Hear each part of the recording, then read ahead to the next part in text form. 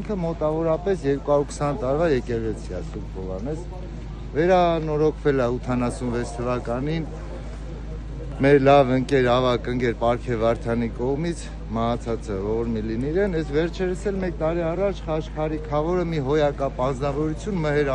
անունով վերակառուցեց, մեծ ներդրում արեց։ Այս մեր թեկնածուն էլ որ եկել է, այս հոյակապ հայտղեն, ազգային արժեքներով օժտված, մաղթում ենք իրանք հաջողություն, այս սրբի Աստծո զորությունը լինի իրա վրա, հաղթանակի, բերկրանք, հաջողություն,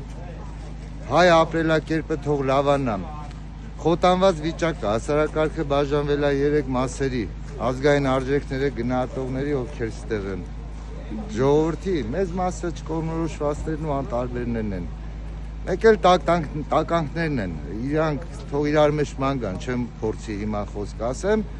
բայց այս իշխանությանը երկու հատ գործեշ ունենամ չեն վստահի, մեկը կտանեն անտառը ցաղ բերելուց կորցնեն, երկրորդն էլ կմորթեն կտան պարքևատրում, ժողովրդի հոգսը դարդը չեն մտածեմ չաշված ասֆալտ անելով երկրի անվտանգության հարց չի լուծվում, 5000-ամյակի պատմություն ունենք Արատապետությունից, բայց բերե մեզի հավասարացրել է հողին, մենք դեմ ենք այս իշխանությունը հայացքով, ոչ էլ սատարելու ենք, մենք այսքան ժողովուրդը սաղ Սևակ Խաչատրյանին պետք է